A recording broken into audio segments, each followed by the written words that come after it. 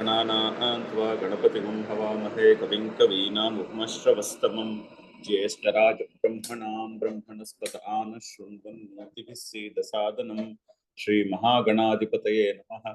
सदाशिवसमारम्भां शङ्कराचार्यमध्यमाम् अस्मदाचार्यपर्यन्तां वन्दे गुरुपरम्परां।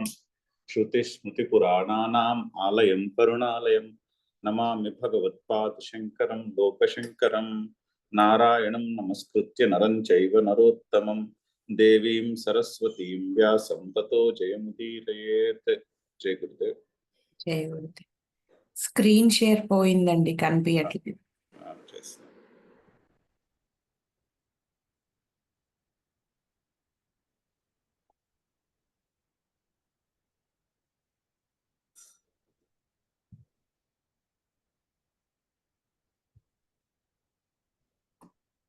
చదువుదాం శ్లోకము. వేదా వినాశినం నిత్యం య ఏనమజమవ్యయం. వేదా వినాశినం నిత్యం య ఏనమజమవ్యయం. కథం స పురుషః పార్థ కం ఘాతయతి హంతికం. కథం స పురుషః పార్థ కం ఘాతయతి హంతికం. పార్థ ఓ అర్జునుడా, యహ ఎవడైతే ఏనం ఈ ఆత్మను అవినాశినం నిత్యం అజం అవ్యయం, అవినాశి నిత్యము పుట్టుక లేనిది మార్పులు లేనిదిగా వేద తెలుసుకుంటాడు. సహపురుష ఆ పురుషుడు కథం ఏ విధముగా కం ఘాతయితి హంతి కం కం హంతి కం ఘాతయితి ఎవరిని చంపుతాడు, ఎవరిని వేరొకరిని చంపుటకు ప్రేరేపిస్తాడు.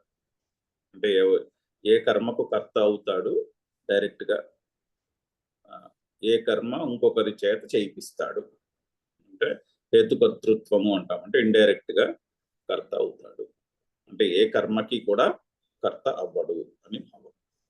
కర్త అవ్వడు అంటే భోక్త అవ్వడు అని కూడా భావం. సో ఆత్మ తెలుసుకున్న విద్వాంసునకు, ఆత్మస్వరూపము అర్థమైన విద్వాంసునకు కర్తృత్వము భోక్తృత్వము ఉండవు అని అర్థం. చాలా ఎగ్జాంపుల్స్ కూడా చెప్పుకున్నాము. మనము పరిశీలించవలసిన విషయం ఏంటంటే, మన చుట్టూ జరిగే సంఘటనలు క్రియల్లోనే 99% 99.99% మన కర్తృత్వం ఉండదు. ఎగ్జాంపుల్ రక్త ప్రసరణ, డైజెషన్ వంటి గోల్డెన్ క్రియలు జరుగుతూనే ఉంటాయి. ఎక్కడ మన కర్తృత్వం ఉండదు. ఏదో కొన్నింటికి మాత్రము అలా అనిపిస్తుంది మన కర్తృత్వము ఉన్నది అని. అది పట్టుకుని కూర్చుంటాం. అదే మనసులో పెట్టుకుని నేను కర్త అనే భావంతో ఉంటాం. ఆత్మ స్వరూపం అంటే మన స్వరూపము అర్థమైన వారికి ఈ కర్తృత్వ విషయం ఆ 1% ఆర్ 0.01%లో కూడా కర్తృత్వము లేదు అని క్లియర్గా తెలుస్తూ ఉంటుంది. అటువంటి వ్యక్తి ఏ పనిలోనూ కర్త అవ్వలేడు. అంటే క్రియలు చేయరని కాదు, క్రియలు చేస్తూ ఉంటారు కానీ కర్తృత్వము ఉండదు. ఆ టైంకి ఏది చేయాలో అది చేస్తారు కానీ నేను కర్తను అనే భావం అయితే ఉండదు అని ప్రతిపాదన. సో దీనికే డిస్కషన్ నడుస్తోంది. ఎందుకంటే ఇది అంత తేలిగ్గా ఒప్పుకునే మాట కాదు అందరూ. సో అందుకని దీనికి పూర్వపక్షము, ఆ పూర్వపక్షాన్ని ఖండించుట అనేది నడుస్తోంది. అయితే ఇక్కడ మీమాంసకుల యొక్క, అంతకు ముందు నైయాయికుల యొక్క పూర్వపక్షము దాన్ని ఖండించుట జరిగింది. లాజికల్గా వాళ్ళు టెక్నికల్గా ఒక పాయింట్ లేవనెత్తారు. కర్మలు అవిద్వాంసునికి విధించారంటున్నారు, బానే ఉంది. అయితే జ్ఞానం కూడా, అంటే కర్మలు అవిద్వాంసునికి విధించడము అంటే ఎవరు కర్త అనుకుంటాడో వాళ్ళకే కర్మ. వేదమంత్రాల్లో ఎక్కడ నువ్వు కర్త అని చెప్పదు వేదం. నువ్వు కర్తవు అనుకుంటున్నావా, సరే నువ్వు కర్తవు కదా, అయితే ఈ కర్మ చేయి అని ఉంటుంది. ఎవరికైతే ఒక ఫలము మీద ఆసక్తి ఉంటుందో వాళ్ళ గురించే కర్మ. స్వర్గకామో యజేత అని ఉంటుంది విధివాక్యం. అంటే స్వర్గమును కామించిన వాడు యజ్ఞము చేస్తాడు, ఆ విధంగా ఉంటుంది. జీవితాంతము అగ్నిహోత్రము చేసిన వాడికి స్వర్గం దొరుకుతుంది అని ఉంటుంది. అంటే అలా ఉండదు వాక్యం. యాక్చువల్లీ స్వర్గము కావాలనుకున్నవాడు జీవితాంతము అగ్నిహోత్రము చేయాలి అని ఉంటుంది వాక్యం, విధివాక్యం వేదమంత్రాలు. సో కోరికను బట్టి కర్మ, కామమును బట్టే కర్మ. కామం లేకపోతే కర్మ లేదు. కోరిక లేని వారికి ఏ కర్మ విధించడు వేద మంత్రాల్లో ఎక్కడా కూడా. నిత్యకర్మలు ఉంటాయి. నిత్యకర్మలు వేరు. నిత్యకర్మలు కోరికలతో సంబంధం లేదు. సూర్య భగవానుడు రోజు మనకు కనిపిస్తున్నాడు కాబట్టి సూర్య భగవానునికి అర్ఘ్యము ప్రదానం చేసి గాయత్రి మంత్రం జపం చేయుట అది నిత్యకర్మ. దానికి కోరికకి ఏమీ సంబంధం లేదు. అసలు దానికి సంకల్పం అక్కర్నే లేదు. జస్ట్ వేదంలో వైదిక క్రియ, ఒరిజినల్ వైదిక క్రియకి వెళ్తే ఆ అర్ఘ్య ప్రదానము గాయత్రి మంత్ర జపంలో సంకల్పం ఏమి ఉండదు. సంకల్పంతో సంబంధం లేదు అసలు దానికి. ఎందుకంటే అది నిత్యకర్మ. సంకల్పం వచ్చింది అంటే కోరిక, పర్సనల్ బెనిఫిట్ మీద కోరిక ఉంటేనే సంకల్పం ఉంటుంది. సో ఆ విధంగా కామము ఉన్నవానికే కర్మ, కామం లేని వాడికి కర్మ ఉండదు. సో అంటే కర్తృత్వము పనిగట్టుకుని నేను కర్త అని కూర్చుని ఉంటేనే కర్మలు. సో అందుకని కర్మలు అవిద్వాంసునికి విధించబడినాయి. ఎందుకంటే కర్త అనుకునేవాడు అవిద్వాంసుడు. సో ఓకే, బానే ఉంది. కర్మలు మీరు అవిద్వాంసునికి విధించబడాయి అంటున్నారు, మరి జ్ఞానం కూడా అవిద్వాంసునికే కదా? మొదటి ప్రశ్న. జ్ఞానము కూడా అవిద్వాంసునికే. ఎందుకంటే జ్ఞానము ఉన్నవాడికి మళ్ళీ జ్ఞానం బోధించవలసినటువంటి అవసరము లేదు. పిష్టపేషణము అని చెప్పారు. పిష్టపేషణము అంటే పిండిని మళ్ళీ పిండి కొట్టుట. పిండిని మళ్ళీ పిండి కొట్టం కదా. సో అలా ఉంది విద్వాంసునికి జ్ఞానం విధించుట అనేది మీ మాట. మరి అప్పుడు జ్ఞానయోగేన సాంఖ్యానాం కర్మయోగేన యోగినాం అన్నటువంటి విభాగము ఇన్కరెక్ట్ అని నిన్న ప్రశ్న లేవనెత్తారు. ఆ ప్రశ్నకి సమాధానం చూసాం మనం నిన్న. ఎందుకంటే అగ్నిహోత్రములు కర్మల గురించి తెలుసుకుని ఆ అగ్నిహోత్రము తెలుసుకున్నటువంటి జ్ఞానముతో అగ్నిహోత్రము చేస్తే ఫలము నాకు దొరుకుతుంది అని మనసులో నిశ్చయించుకుని, నాకు ఆ ఫలం కావాలి అని మనసు నిశ్చయించుకుని అనేక సాధనములను అంటే దానికి కావాల్సిన సంభారములన్నీ అక్కడ పెట్టుకుని అగ్నిహోత్రం క్రియ చేస్తాడు ఆ పర్స్పెక్టివ్కి. మరి అటువంటి వ్యక్తికి దగ్గరికి వెళ్ళి నువ్వు కర్త కాదు అని చెప్తే కోపం వస్తుంది. ఎందుకంటే చదువుకుని తెలుసుకున్నాడు ఫలానా కర్మ చేస్తే స్వర్గమును సంపాదిస్తాము అని. ఆ కోరిక మనసులో పెట్టుకుని దానికి కావాల్సిన బోల్డ్ అంత ఎఫర్ట్, డబ్బులు ఎఫర్ట్ పెట్టుకుని అగ్నిహోత్రం క్రియ చేస్తున్నాడు. వాట్ ఎవర్ ఏదో ఒక కర్మ చేస్తున్నాడు. ఆ కర్మ చేస్తున్న వ్యక్తి దగ్గరికి వెళ్ళి నువ్వు కర్తవు కాదు అంటే వాళ్ళకి ఏమిటి మాట అనిపిస్తుంది. సో అదొక పర్స్పెక్టివ్. వర్సెస్ నా జాయితే మ్రియతే వా కదాచిత్ ఇత్యాది వాక్యములను చూసి అందులో ఉన్నటువంటి పరమార్థమును అర్థం చేసుకుని ఆ జ్ఞానము అర్థమైంది అంటే నేను కర్తను కాదు అని అర్థమైంది అని అర్థమయ్యి పని చేసుకుంటున్నాడు. నాహం కర్త నాహం భోక్త అని తెలిసి అతను ఆ టైంకి ఏ పని జరగాలో ఆ పని చేస్తున్నాడు. మరి రెండింటికి తేడా లేదంటావా? బోల్డ్ అంత తేడా ఉంది కదా. అవిద్వాంసుని యొక్క పర్స్పెక్టివ్లోని విద్వాంసుని యొక్క పర్స్పెక్టివ్లోని బోల్డ్ అంత తేడా ఉన్నది. తేడా లేదని అనలేము. అందుకనే ఆ విద్వాంసుని విషయంలో కర్మలు విధించి కర్త భోక్త అనుకునే వాళ్ళిద్దరూ కూడా ఉద్భవతో ఉన్న విజానిత అని చెప్పినారు. దానికి విభిన్నముగా విద్వాంసునకు కథం స పురుష పార్థ కం ఘాతయతి హంతికం అని చెప్తున్నాడు. ఈ విధంగా చూస్తే భగవంతుని యొక్క అభిప్రాయము విద్వాంసునకు మరియు ముముక్షువునకు అని కూడా చెప్తున్నారు. విద్వాంసునకు ముముక్షువునకు ఇద్దరికి కూడా సర్వకర్మ సన్యాసం నందే అధికారం. సర్వకర్మ సన్యాసము అంటే ఫిజికల్ సన్యాసం కాదు, ఇక్కడ మానసిక సన్యాసం. మనసా సన్యస్యాస్తే అని కూడా చూసాం తర్వాత వాక్యంలో. సో ఈ విషయం మళ్ళీ మళ్ళీ ఇక్కడ భగవంతుడు చెప్తూనే ఉంటాడు అని కూడా చెప్పారు. పునః దర్శయిష్యతి అతత్వవిత్ అహంకార విమూఢాత్మ కర్తాహమితి మన్యతే. తత్వము తెలియనివాడు అంటే తన స్వరూపము అర్థము కానివాడు నేను కర్త అనుకుని కర్మలు చేస్తూ ఉంటాడు. తత్వవిత్తు నాహం కరోమి ఇది మనసా సర్వకర్మాణి సన్యస్యాస్తే. తత్వం తెలిసిన వాడైతే మానసికముగా అన్ని కర్మలను త్యజించి ఉంటాడు. అంటే కర్తృత్వమును వదిలేస్తాడు, క్రియలు చేయడం. ఇక్కడ దాకా వచ్చాం.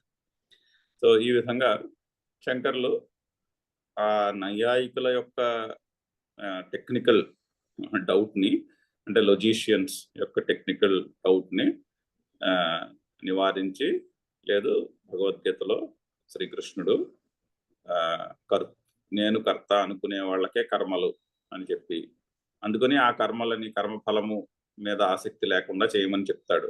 ఎందుకు? చిత్తశుద్ధి కొరకై ఫలాభిసంధి రహితంగా కర్మలు చేయాలి. ఆ ఫలాభిసంధితో చేసే కర్మలు, అది ఎటువంటి కర్మ అయినా సరే, అది వైదిక కర్మ అయినా కూడా చిత్తశుద్ధికి అయితే తోడ్పడదు. అది ఆ కోరికను బలపరుస్తుందే కానీ చిత్తశుద్ధికి అయితే తోడ్పడదు. అందుకని ఫలాభిసంధి రహితంగా కర్మలు చేయమని చెప్పబోతున్నాడు అని. రెండవది ఆ జ్ఞానికి కర్తృత్వం లేనటువంటి జీవితము అంటే సాంఖ్యయోగము అని ఈ విభాగము మళ్ళీ మళ్ళీ వస్తూ ఉంటుంది అని చెప్తున్నారు అక్కడ.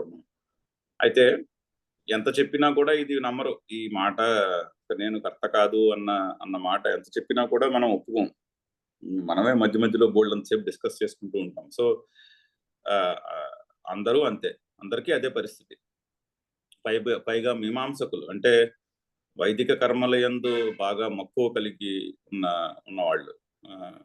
మీమాంసకులు అంటే ఒరిజినల్ గా వేదమంత్రముల యొక్క అర్థం ఎలా తెలుసుకోవాలి అన్న శాస్త్రమును తయారు చేసిన వాడు. దానికి మీమాంసము అని పేరు. మీమాంసం అంటే పూర్వమీమాంసం అంటే వేదమంత్రములు ఏ విధముగా మనము అర్థం చేసుకోవాలి అనేటటువంటి ఒక శాస్త్రము అది. దానిని తయారు చేసి వేదమంత్రాల యొక్క అర్థాన్ని మనకు తెలిసేలా చేశారు. సో వాళ్ళకి కర్మయందు ప్రీతి చాలా ఎక్కువ. వాళ్ళకి కర్మయే ముఖ్యము. సో వేదములో మీమాంసములో ధర్మము అంటే కర్మ అని అర్థం. అంటే వేదము చెప్పినటువంటి కర్మకు ధర్మము అని పేరు. సో ధర్మము అంటే ధర్మార్థ కామ మోక్షములో ధర్మము అంటే వైదిక కర్మ అని పేరు మీమాంసకుల దృష్టిలో, ఒరిజినల్ మీనింగ్ లో. అది తర్వాత దానికి వేరే అర్థాలు జోడించుకుని ధర్మము అంటే రైటియస్ గా జీవించడము అనే అర్థం ఇండైరెక్ట్ గా వస్తుంది. డైరెక్ట్ మీనింగ్ ధర్మం అంటే వైదిక కర్మ. సో మరి వైదిక కర్మలో చెప్పినటువంటి వారికి వేదములో సెంటెన్సెస్ యొక్క అర్థాలు ఏ విధంగా అర్థం చేసుకోవాలి అని ఒక ప్రొసీజర్ తయారు చేసినటువంటి వాళ్ళ దగ్గరికి వెళ్ళి నువ్వు కర్తవు కాదు అంటే అసలు నమ్మరు వాళ్ళు. అదే చెప్తున్నారు అక్కడ పూర్వపక్షం. అది నువ్వు చెప్తుంది ఏమి సాధారణంగా కాదు, ఏ మానవుని యొక్క అనుభవంలోనూ లేని విషయం చెప్తున్నారు మీరు, అది పూర్వపక్షం. ఎవరికీ లేనటువంటి అనుభవాన్ని పట్టుకొచ్చి ఇదిగో ఇది ఆత్మ అని చెప్తున్నారు అని పూర్వపక్షం. చదువుతాం పూర్వపక్షము. తత్ర కేచిత్ పండితం మన్యాహ వదంతి జన్మాది షడ్భావ విక్రియారహితః అవిక్రియః అకర్త ఏకః అహమాత్మా ఇతి న కస్యచిత్ జ్ఞానం ఉత్పద్యతే యస్మిన్ సతి సర్వకర్మ సన్యాసః ఉపదిశ్యతే.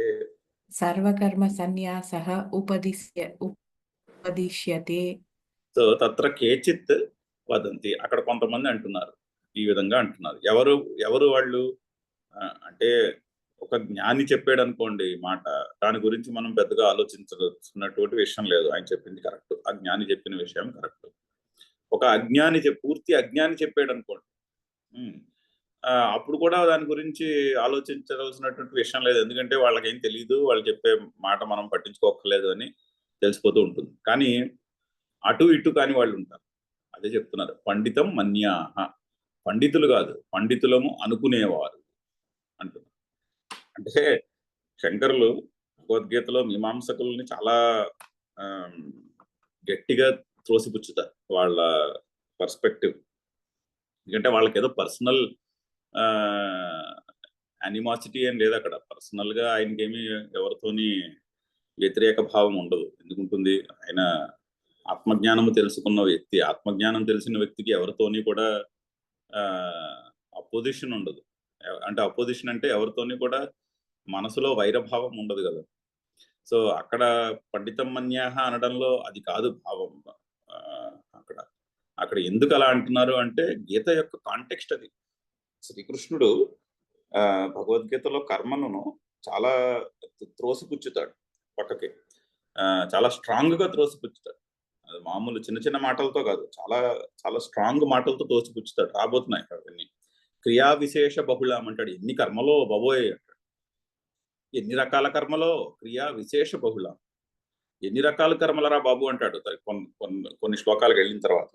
సో ఎందుకంటే అప్పటికే శ్రీకృష్ణుని కాలం నాటికే ఈ కర్మలు బాగా హెచ్ అయిపోయి వాటి ఏమంటారు పర్ముటేషన్స్ అండ్ కాంబినేషన్స్ తో అవి అలాగా పెరిగిపోయి అప్పటికే జనాలకి ఒక రకమైనటువంటి సొసైటీలో ఒక రకమైనటువంటి ఏమిటి కర్మలు అనే భావం ఉందన్నమాట ఆ రోజుకే, శ్రీకృష్ణుని కాలం నాటికే. సో ఆ శ్రీకృష్ణుడు ఆ టోన్లో చెప్తున్నాడు కర్మల్ని. అందుకని శంకరులు మీమాంసకుల యొక్క ఎస్పెషలీ మీమాంసకుల యొక్క వ్యూ పాయింట్స్ ని పూర్వపక్షంలో తెలిపి ఆ పూర్వపక్షాన్ని చాలా దాని స్ట్రాంగ్ వర్డ్స్ తో ఖండిస్తూ ఉంటారు. అక్కడ ఏదో పర్సనల్ గా ఆయన వాళ్ళ మీద విజయం సాధించాలి అని మనం అనుకోకూడదు. అక్కడ భగవద్గీత యొక్క కాంటెక్స్ట్ అది. భగవద్గీతలో శ్రీకృష్ణుని మాటలే అలా ఉంటాయి. అందుకని చూడండి మీమాంసకుల్ని ఏమంటున్నారు, పండితం మన్యాహ, పండితులం అనుకునే వాళ్ళు చెప్తున్నారు. ఏమిటంటున్నారు వాళ్ళు, జన్మాది షడ్భావ విక్రియారహిత అంటే ఈ కొన్ని విశేషణాలు చెప్పి అటువంటి ఆత్మ ఇది అహం ఆత్మ ఇది నా కస్యచిత్ జ్ఞానం ఉత్పత్తితే, ఎవరికి జ్ఞానం ఉండదు అంటున్నారు. ఎవరికి ఇది ఎక్స్పీరియన్స్ లోకి రాదయ్యా. ఎలా వస్తుంది, ఏమిటి రావాలి, జన్మాది షడ్భావ విక్రియారహిత అంటే నేను పుట్టలేదు, నేను పెరుగులేదు, 6 వికారాలు చెప్పారు. నేను పుట్టలేదు, నేను ఇతరులకు కనిపించట్లేదు, నేను పెరగలేదు, నేను పరిణామాలు చెందుటలేదు, నేను నా శరీరము క్షీణించటలేదు, ఆరు నేను మరణించబోతున్నాను అనే అనుభవాలు ఎవరికి లేవు. అనే అనుభవాలు లేనటువంటి ఆత్మతత్వం ఇది ఎవరికి ఉంటుంది, అందరికీ. నేను పుట్టాను, నేను పెరిగాను అనే అనుభవమే కానీ నేను పెరుగుతున్నాను, ప్రతి ఏడాది బర్త్డే చేసుకోవడము ఇటువంటి అనుభవమే కానీ నేను పుట్టలేదు అన్న అనుభవము ఎవరికి ఉంది, లేదు. అవిక్రియ అకర్త ఏకః అహం ఆత్మ అయితే నాకు కస్యచిత్ జ్ఞానం ఉత్పత్తితే. ఏదో మీరు చెప్పేస్తున్నారే కానీ మీరు చెప్తున్నటువంటి ఈ అనుభవము ఎవరికి లేదు, నా కస్యచిత్ ఎవరికి ఉండదు అనేస్తున్నారు. ఇప్పుడే కాదు, భవిష్యత్తులో కూడా ఎవరికి ఉండబోదు. అది పుడితే కదా ఆ జ్ఞానము ఉంటే అప్పుడు యస్మిన్ సతి, దాని యందు 2 సప్తమి విభక్తి పదాలు వచ్చాయి. అంటే ఆ విధముగా ఉన్నప్పుడే సర్వకర్మ సన్యాస ఉపదిశ్యతే, అప్పుడే సర్వకర్మ సన్యాసం అనే ఉపదేశము పుడుతుంది. అంటే నేను కర్త అనుకునేవాడికి సర్వకర్మ సన్యాసం ఏం చెప్తారు, నేను కర్తను కాదు అని తెలుసుకున్న వాడికే సర్వకర్మ సన్యాసాన్ని ఉపదేశిస్తారు. నేను కర్తనరా బాబు అంటుంటే మనం కర్మ సన్యాసం ఏం చెప్తాం, సరే అయితే అలాగే కానీ నీకు నచ్చిన కర్మలు చేసుకో అంటారు. సో నేను కర్త అనుకునేవాడికి సర్వకర్మ సన్యాసం చెప్పరు. నేను కర్తను కాను అని తెలుసుకున్న వాడికే, వారు తెలుసుకోవాలని దృఢమైన నిశ్చయం ఉన్నవానికే, ముముక్షువుకి, విద్వాంసునికి సర్వకర్మ సన్యాసము విధించబడుతుంది. అధికారం, ఆ సర్వకర్మ సన్యాసానికి అధికారం. నేను కర్తన అనుకునేవాడికి సర్వకర్మ సన్యాసం నుండి అధికారం లేదు. సో మీరు చెప్పే నేను కర్తను కాదు అనే ఆత్మ యొక్క అనుభూతి ఎవరికి ఉండదు. సో సర్వకర్మ సన్యాసాన్ని ఎవరికి విధిస్తారు మీరు అని పూర్వపక్షం. ఇంచుమించు లౌకికులందరూ అనుకునేటట్టు ఉండేటటువంటి పూర్వపక్షం. ఈ రోజు సమాజంలో కూడా ఇటువంటి ధోరణే కనిపిస్తుంది. ఎక్కడికి వెళ్ళినా కర్మలయందు ప్రీతి ఎక్కువ, కర్మలకి చాలా ఎక్కువ ఇంపార్టెన్స్ ఇస్తున్నట్టే కనిపిస్తుంది, జ్ఞానానికి చాలా తక్కువ ఇంపార్టెన్స్ ఇస్తున్నట్టు కనిపిస్తుంది. అంటే పైగా జ్ఞానం అంటే ఇటువంటి జ్ఞానం పురాణాల యొక్క స్టోరీలు తెలుసుకోవడం కాదు కదా. ఇక్కడ చెప్తున్నటువంటి ఉపనిషత్తుల యొక్క జ్ఞానం మీద ఇచ్చే ఇంపార్టెన్స్ చాలా తక్కువ ఉన్నట్టు అనిపిస్తుంది పర్సంటేజ్. ఎక్కడ చూసినా కర్మలకే ఎక్కువ ఇంపార్టెన్స్ ఇస్తున్నారు కదా అని కనిపిస్తుంది. మరి పూర్వపక్షం అది సమాజంలో అలాగే ఉంటుంది పూర్వపక్షం. దానికి సమాధానం చెప్తున్నారు, నా జాయతే ఇత్యాది శాస్త్రోపదేశ అనర్థక్యాత్. ఇత్యాది శాస్త్రోపదేశ అనర్థక్యాత్. సో నా అన్నది తిరస్కరణ. ఆ తిరస్కరణకి సంగ్రహవాక్యం, సంగ్రహ భాష్యం ఏంటి? నా జాయితే ఇత్యాది శాస్త్ర ఉపదేశ అనర్థక్యాత్.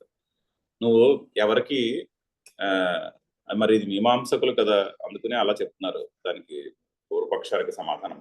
మీమాంసకులకి కర్మ యొక్క జ్ఞానం ఎక్కడి నుంచి వచ్చినది? పలానా కర్మ చేయాలి అన్న జ్ఞానం ఎక్కడి నుంచి వచ్చింది? శాస్త్రం నుంచే వచ్చింది, అంటే వేదం నుంచే వచ్చింది కదా. ఒరిజినల్ గా వైదిక కర్మలకైతే వైదిక కర్మల యొక్క జ్ఞానం అయితే వేదం నుంచి పుట్టింది. వేదంలో చెప్పారు కాబట్టి కర్మలు వచ్చాయి. ఆ తర్వాత పురాణాల్లో చాలా కర్మలు చెప్పారు. ఇప్పుడు నేడు మనకి కనిపిస్తున్నటువంటి కర్మల్లో బోల్డ్ కర్మలు పురాణాల నుంచి వచ్చినవి. కొన్ని పురాణం కూడా ఆ శాస్త్రం కింద లెక్కేశారు. నువ్వు వైదికుడివి కదా, అదే మాట నువ్వు మాట్లాడుతున్నది. నీకు కర్మల యొక్క ఫలముల యొక్క జ్ఞానము శాస్త్రం నుంచే వచ్చింది కదా. అదే శాస్త్రము నాజాయతే అని కూడా చెప్తాం.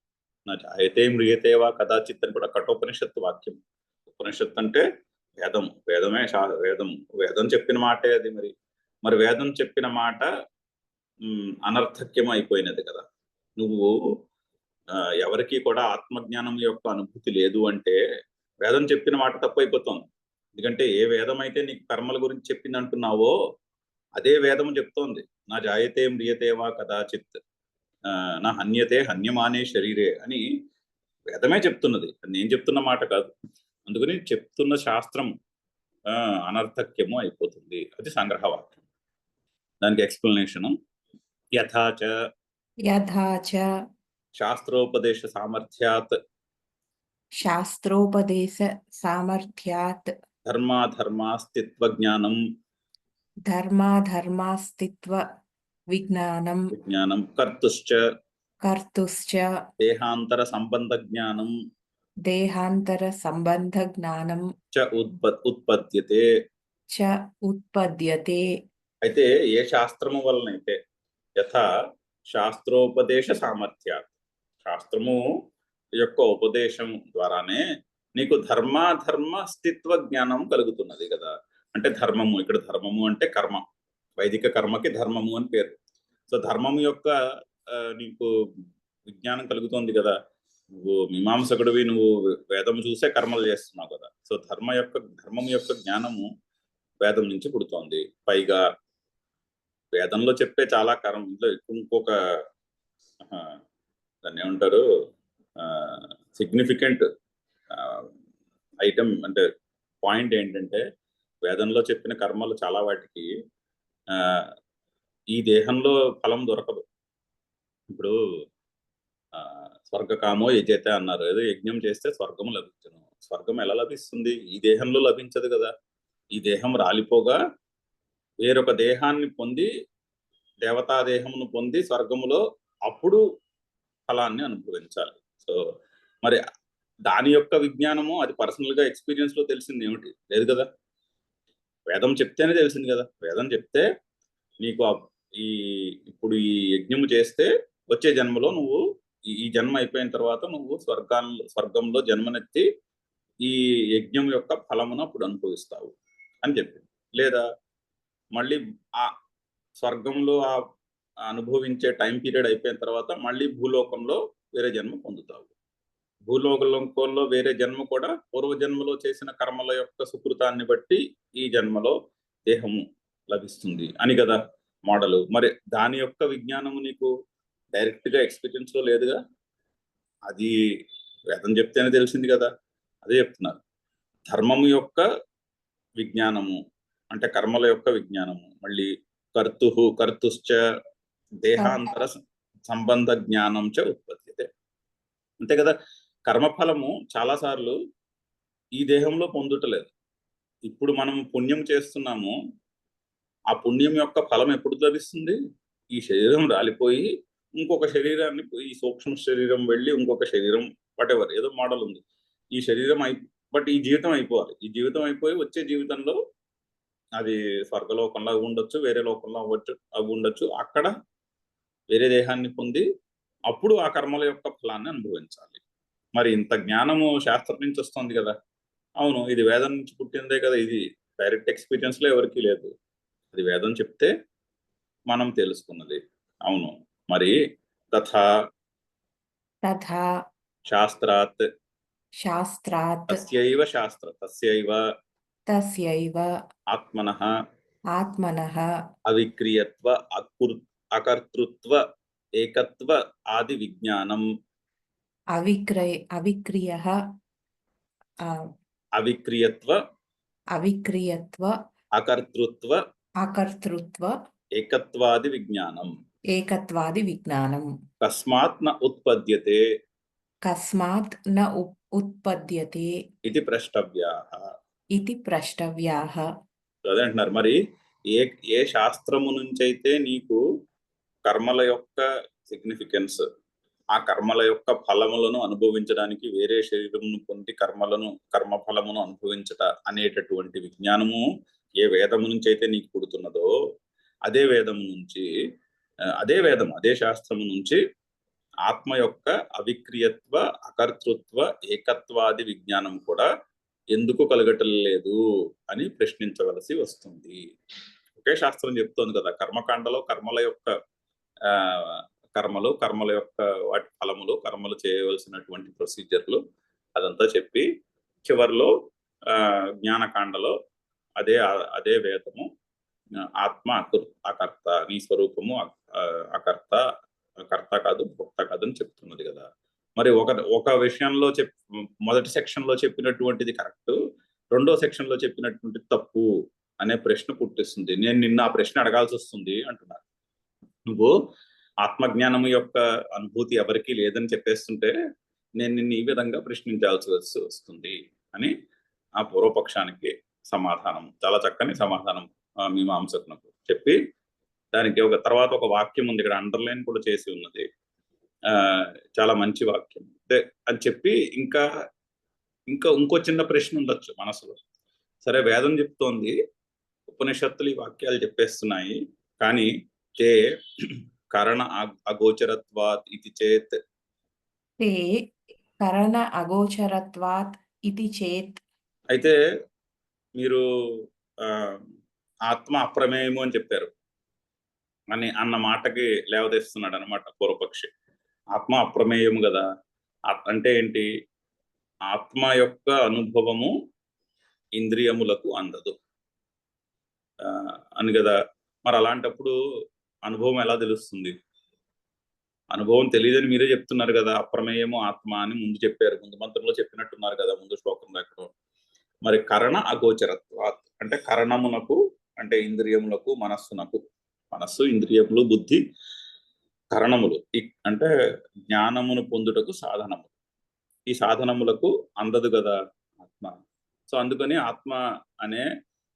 ఆత్మ యొక్క అనుభవము ఎవరికి ఉండదు అని నువ్వంటే అది కూడా అది కూడా తప్పు అంటున్నారు.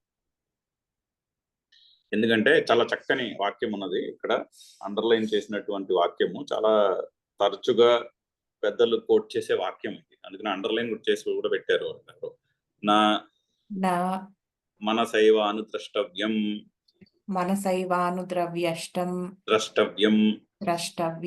ఒక ప్రింట్ మిస్టేక్ ఉంది. మనసైవాను ద్రష్టవ్యం ఇది శృతేః. బృహదారణ్యకంలో ఈ వాక్యం ఉన్నది, ఆత్మను మనస్సు ద్వారానే తెలుసుకోవాలి అన్న వాక్యం ఉన్నది. అయితే మరి ఇది కన్ఫ్యూజింగ్, అప్రమేయము అని ఒక చోట చెప్పి ఇంకో చోట మనసైవాను ద్రష్టవ్యం అని చెప్తున్నారు. ఏమిటి అంటే దానికి ఎక్స్ప్లెనేషన్ చెప్తున్నారు. శాస్త్రాచార్యోపదేశ శమదమాది సంస్కృతం మన ఆత్మదర్శనే కరణం. సో మనస్సు ఆత్మదర్శనానికి ఎప్పుడు సాధనం అవుతుంది అంటే ఆత్మస్వరూపం తెలుసుకుందుకు మనసే సాధనం అవుతుంది ఒక పాయింట్ లో. అంటే మనస్సులో సత్వ రజస్తమో గుణములు ఉంటాయి. రజస్తమో గుణములు నిండి ఉన్నప్పుడు ఆత్మస్వరూపము పైకి కనిపించదు, నేను కర్త అనే కనిపిస్తుంది. కర్త కామ్యము అజ్ఞానము అదే నిండి ఉంటుంది మనసులో. ఎప్పుడైతే సత్వగుణ ప్రధానంగా తయారవుతుందో మనసు, అప్పుడు నేను కర్తను కాదు అని మనసుకి క్లియర్గా తెలుస్తూ ఉంటుంది. మనసుకి బుద్ధికి ఆ నిశ్చయం కలుగుతుంది. ఎప్పుడు మనసులో సత్వగుణము అధికముగా అయినప్పుడు. సో మనసు సత్వగుణ సంపన్నంగా ఉన్నప్పుడు అప్పుడు ఆ మనిషి చేసే కర్మలు, ఆ క్రియలు కూడా చాలా సత్వగుణ సంపన్నంగా ఉంటాయి. వారు చేసే క్రియలో ఆ కర్తృత్వ భావము కనిపించదు.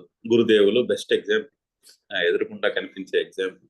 ఆ మనసులో సత్వగుణము ఎంత చక్కగా సత్వగుణము నిండి ఉండి ఆయన చేసే పనిలో ఎక్కడో కూడా కర్తృత్వం భోక్తృత్వం మనకి కనిపించదు. మీరు పట్టుకుందాం అనుకున్నా కూడా పట్టుకోలేరు. ఆయనకి నేను చేస్తున్నాను, చేస్తున్న యొక్క పనుల యొక్క ఫలాన్ని నేను అనుభవిస్తున్నాను అనే అభిప్రాయము మీకు ఎంత వెతికినా కూడా దొరకదు ఆ, ఆయన చేష్టల్లో. సో సత్వగుణ ప్రధానంగా ఉన్నప్పుడు మనసు ఆ ఆ, అన్నే చిత్తశుద్ధి అంటారు, అంతఃకరణ శుద్ధి అంటారు. సో కరణముల యొక్క శుద్ధి జరిగి, అంటే మనసు బుద్ధి అహంకారముల యొక్క శుద్ధి బాగా జరిగి, అప్పుడు ఆ మనసు ఆత్మదర్శనమే కరణం. అప్పుడు ఆ మనసు ఆత్మస్వరూపమును తెలుసుకుందుకు సాధనం అవుతుంది. ఎందుకంటే ఆ మనసుకి క్లియర్ గా తెలుస్తుంది. సో మనసులో తమో గుణము నాకు సంబంధించిన ఆలోచనలు ఉంటాయి. వాటిని విచారము ద్వారా పక్కన పెట్టాలి. అంటే ఇప్పుడు నేను ఈ పని చేయాలి అంటే తమో గుణము అంటే పూర్తి దాన్ని ఏమంటారు, ఇగ్నరెన్స్. నేను ఇప్పుడు చేయను, నేను లేచి పని చేయను, నాకేమీ పని చేయాలని లేదు, నేను ఎందుకు చేయాలి, ఇప్పుడు ఇంత ఇంత పని నా నెత్తి మీద వేసుకుని నేను ఎందుకు చేయాలి, అది తమో గుణము. దాన్ని విచారముతో పక్కన పెట్టాలి. అవి ఎటువంటి విచారం చేయాలి? నేనున్న పరిస్థితి ఏమిటి, నేను జీవితంలో ఏ లైఫ్ స్టేజ్లో ఉన్నాను, ఈ లైఫ్ స్టేజ్లో ఇప్పుడు నాకున్నటువంటి డ్యూటీ ఏమిటి, నా డ్యూటీ ప్రకారము, నా కర్తవ్యం ప్రకారము నేను ఈ పని చేయకపోతే ఎలా, లేచి నా కర్తవ్యం నేను చేస్తాను అనే విచారంతో తమ గుణాన్ని పక్కన పెట్టాలి. తర్వాత మనసులో రజోగుణం ఉంటుంది. రజోగుణము తర్వాత శ్రీకృష్ణుడు కూడా బోల్డ్ శ్లోకాల్లో చెప్పబోతాడు. కామయేష కామము క్రోధము పుడతాయి రజోగుణం నుంచి. రజోగుణము వచ్చినప్పుడు రజోగుణాన్ని వివేకముతో పక్కన పెట్టాలి.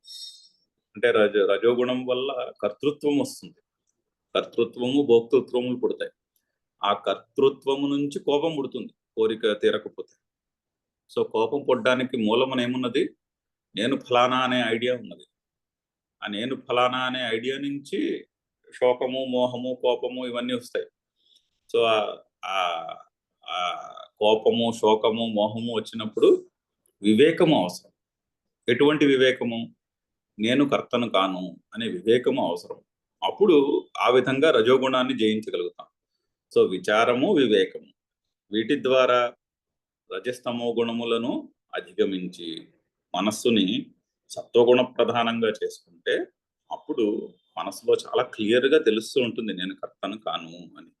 అది అందుకనే ఆ రజస్తమో గుణములు, ఈ విచారము వివేకము ఎలా పుడతాయి మన మనసులో అంటే శాస్త్రాచార్య ఉపదేశము నుంచి పుడతాయి. అంటే శాస్త్రము ఆచార్యుడు ఇద్దరు కావాలి. ఆచార్యుడు ఉండాలి, శాస్త్రము ఉండాలి. రెండు రెండు కూడా కలిసి చెప్తారు ఇప్పుడు శంకరులు. శాస్త్రాచార్య ఉపదేశం అంటే ఒక విధంగా శాస్త్రమే ఆచార్యుడు, బట్ శాస్త్రము ఉండాలి, ఒక గురువు ఉండాలి. గురువు చెప్పిన మాట, గురువు శాస్త్రము చెప్పిన మాటను చెప్పాలి గురువు. అంటే శాస్త్రం చెప్పిన మాట మనకి డైరెక్ట్ గా పుస్తకాలు చదివేస్తే అర్థం కాకపోవచ్చు, అందుకుని ఆ మాటని గురువు ఉపదేశించాలి.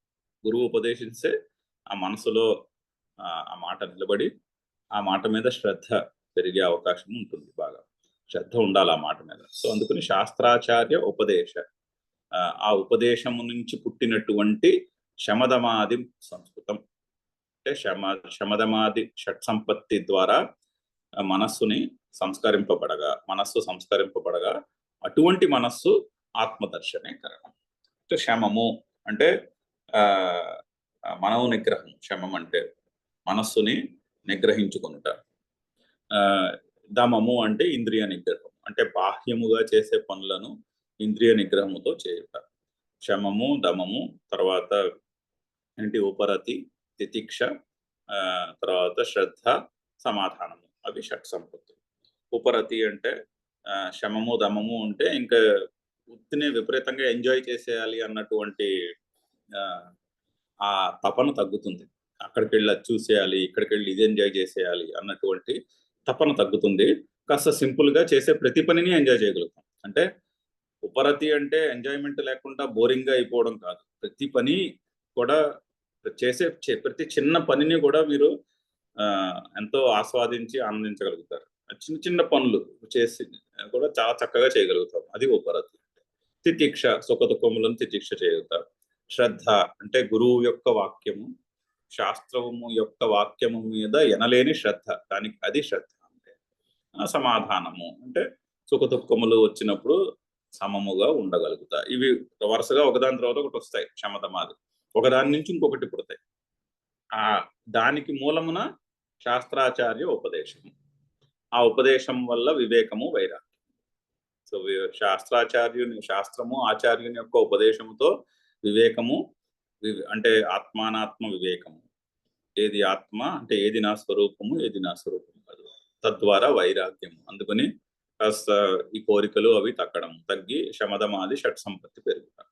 అక్కడి నుంచి మోక్షత్వము అని సాధన చతుష్టయం చెప్పారు. ఆ సాధన చతుష్టయానికి మూలమున శాస్త్రాచార్య ఉపదేశము. సో శాస్త్రాచార్య ఉపదేశ శమదమాది సంస్కృతం మనః. శమదమాది షట్ సంపత్తితో సంపన్నమైనటువంటి మనస్సు, సంస్కరింపబడినటువంటి మనస్సు ఆత్మదర్శనే కర్ణం, ఆత్మదర్శనమునకు కర్ణం. చాలా చక్కని వాక్యం ఆ కన్ఫ్యూజన్ ని రిజాల్వ్ చేయడానికి.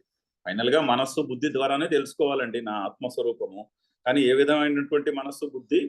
రజస్తమో గుణములు క్షీణించి సత్వగుణ సంపన్నమైన మనస్సు బుద్ధి నుండి మనస్సు బుద్ధియే ఆత్మజ్ఞానమునకు కారణం అవుతుంది. తథాచ తదధిగమాయ అనుమానే ఆగమే చ సతి జ్ఞానం నోత్పద్యతే ఇతి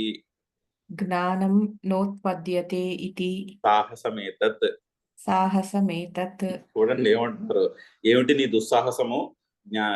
శాస్త్రం చెప్పదు అంటే శాస్త్రం చెప్పినటువంటి